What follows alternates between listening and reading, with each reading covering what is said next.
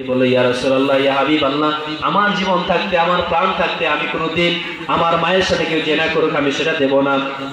আল্লাহ নবী সাল্লাল্লাহু আলাইহি ওয়াসাল্লাম আরো বললেন, কেউ যদি তোমার বোনের সাথে জেনা করতে চায় তুমি কি তাকে অনুমতি দিবে? তখন ওই ব্যক্তি বলল, ইয়া রাসূলুল্লাহ, আমি অনুমতি দিব না। তারপরে বললেন, তোমার ফুফুর সাথে কেউ যদি জেনা করতে চায় তাহলে তুমি কি তাকে অনুমতি দিবে? সে বলল, ইয়া রাসূলুল্লাহ, আমি অনুমতি দিব না।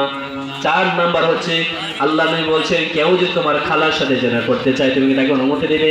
ওই ব্যক্তি বলল, ইয়া রাসূলুল্লাহ, ইয়া হাবিবাল্লাহ, আমি জেনা করার জন্য অনুমতি দিব না। তখন আল্লাহ নবী সাল্লাল্লাহু আলাইহি সাল্লামের এই কথা শোনার পর সাথে সাথে ওই ব্যক্তির মাথা নিচু হয়ে গেছে। পড়েন সুবহানাল্লাহ। এই যে মাথা নিচু হয়েছে, এটা হচ্ছে তার দ্বীনের দিকে ফিরে আসা একটা মাধ্যম হয়ে গেল। আল্লাহ নবীর এই কথার কারণে আল্লাহ রাব্বুল আলামিন তার জীবনটা পরিবর্তন করে দিয়েছে। পড়েন সুবহানাল্লাহ। শুধু তাই নয় আমার ভাইয়েরা, আল্লাহ নবী সাল্লাল্লাহু আলাইহি সাল্লাম ওই তাকরা যুবকের জন্য দোয়া করলেন, আল্লাহুম্মা গফির যামবাহু ওয়া তাহির কলবাহু ওয়া হাসিন ফারজাহু। আল্লাহ নবী যেই না তার জন্য দোয়া করলেন, আল্লাহ নবী সাল্লাল্লাহু আলাইহি সাল্লামের দোয়ার বরকতে মক্কা মদিনায় সবচেয়ে স্মার্ট, সবচেয়ে নেক, সবচেয়ে পবিত্র ওই যুবককে পরিণত হয়ে গেছে। পড়েন সুবহানাল্লাহ। আল্লাহ একটু দোয়া করলেন, আল্লাহুম্মা গফির যামবাহু ওয়া তাহির কলবাহু ওয়া হাসিন ফারজাহু।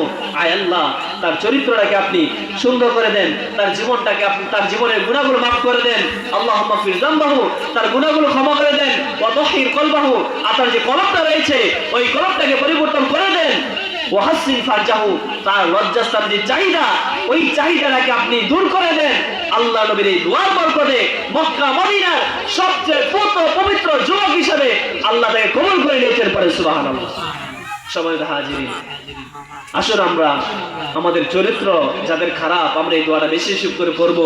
যাদের ছেলেরা বাজে ব্যবহার করে, যাদের ছেলেরা কথা শোনে না, এই দোয়াটা বেশি বেশি পড়বেন। কথা রেকর্ড হচ্ছে, যারা মাইকের সাউন্ড শুনতেছেন এই দোয়াটা বেশি বেশি করে পড়বেন। আল্লাহুম্মা গফির যামবাহু ওয়া তাহির কলবাহু ওয়া হাসিন ফারজাহু। এই নবীর দোয়া কেউ যদি তার জীবনটা করে যুবকের মতো পরিবর্তন করতে চায়, আল্লাহ নবীর দোয়ার বরকত আপনার জীবন, আমার জীবন পরিবর্তন হওয়ার সম্ভাবনা আছে না নাই? আল্লাহ রাব্বুল আলামিন আমাদেরকে কবুল করুক। যে কথাগুলো বলেছি এই কথাগুলো যেন আমি আমল করতে পারি, আপনারা যেন আমল করতে পারেন। আল্লাহ রাব্বুল আলামিন সেই তৌফিক আমাদেরকে দান করুক। আমরা বলি আল্লাহুম্মা আমিন।